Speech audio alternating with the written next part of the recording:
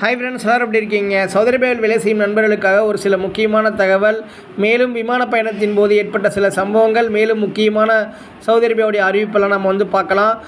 இந்த தகவல் ஒரு விழிப்புணர்வு தகவலுக்காக தான். அதாவது சவுதி அரேபியாவில் உள்ள ரியாத்தில் இருந்து இந்தியாவில் உள்ள டெல்லி சர்வதேச விமான நிலையத்திற்கு வருகை புரிந்த ஒரு பயணி ஒருவர் ஏர்போர்ட்டில் கைது செய்யப்பட்டிருக்கிறாரு. என்ன காரணத்துக்காக கைது செய்யப்பட்டிருக்காரு அப்படின்னா, அதாவது அவருடைய லக்கேஜை பார்த்திங்கன்னா அந்த எக்ஸ்ரே ஸ்கேன் பண்ணுற இடத்துல அவருடைய லக்கேஜில் சந்தேகத்துக்கிடமான ஒரு பொருள் இருப்பதாக கண்டறியப்பட்டது.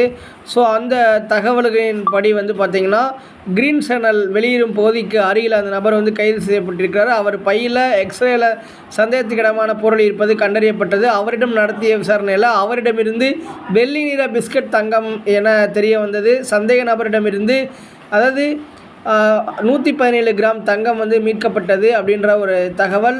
இதெல்லாம் எதுக்காக நம்ம சொல்கிறோன்னா, அதாவது பொதுவாகவே இப்போ நம்ம வெளிநாட்டில் வருட கணக்கில் வேலை செஞ்சுட்டு அளவுக்கு அதிகமாக தங்கம் எடுத்துகிட்டு வந்தாலோ, அதாவது வரம்புக்கு மீறி தங்கம் எடுத்துகிட்டு வந்தாலும் அது கடத்தல் தங்கமாக கருதப்படும்.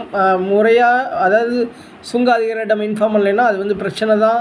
இப்போ சில நபர்கள் விமான நிலையத்தில் ஆசை வார்த்தைகள் கூறி நீங்கள் இந்த தங்கத்தை கொண்டு போய் சேர்த்துருங்க, உங்களுக்கு இவ்வளோ கமிஷன் அப்படின்லாம் சொன்னால் அந்த மாதிரி செயல்கள்லாம் ஈடுபடாதீங்க. முகம் தெரியாத நபர்களிடம் எந்த ஒரு பொருளையும் வாங்காமல் இருப்பது தான் நல்லது. அது உங்களுக்கு பிரச்சனைகளை ஏற்படுத்தும் அப்படின்றத தெரிஞ்சுக்கோங்க. ரீசெண்டாக சவுதி அரேபியாவுடைய போக்குவரத்து துறை தரப்புலேருந்து முக்கியமான தகவல்லாம் சொல்லியிருக்கிறாங்க.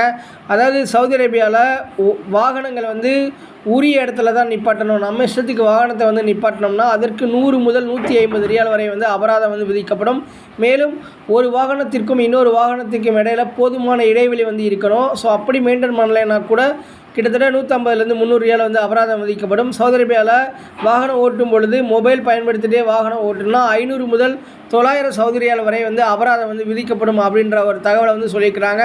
மேலும் சவுதி அரேபியாவுடைய அதாவது உணவு மற்றும் மருந்து ஆணையம், இப்போ நிறைய ஹோட்டல்லாம் இருக்குது பார்த்தீங்களா, சுகாதாரத்துக்கு கேடு விளைவிக்கக்கூடிய செயல்களில் ஈடுபட்டாலோ, அதாவது நுகர்வோர்களுக்கு பாதிப்பை ஏற்படுத்தும் வகையில் உணவுப் பொருட்களை தயார் செய்து அதை விற்பனை செய்தாலோ, மேலும் ஏதாவது உபாதைகள் அந்த கடையில் சாப்பிட்றது மூலமாக ஏதாவது வந்தாலோ அந்த ஹோட்டல் மீது கடுமையான நடவடிக்கை எடுக்கப்படும். இப்போ ரீசெண்டாக என்ன சொல்கிறாங்கன்னா, அந்த மாதிரி குற்றம் போன்ற செயல்களில் ஈடுபடும் அந்த மாதிரி ஹோட்டலில் பணிபுரியும் வெளிநாட்டு தொழிலாளர்களுடைய பயணத்துக்கு கூட தடை விதிக்கப்படும் அப்படின்ற மாதிரி சொல்கிறாங்க. ஏன்னா போதிய விசாரணை எல்லாம் முடிஞ்சதுக்கப்புறம் தான் அவங்க ஊருக்கு செல்றதுக்கெலாம் அனுமதி வழங்கப்படும் அப்படின்றதெல்லாம் சொல்கிறாங்க. ஸோ அந்தளவு ரொம்ப ஸ்ட்ரிக்டாக இருக்கிறாங்க.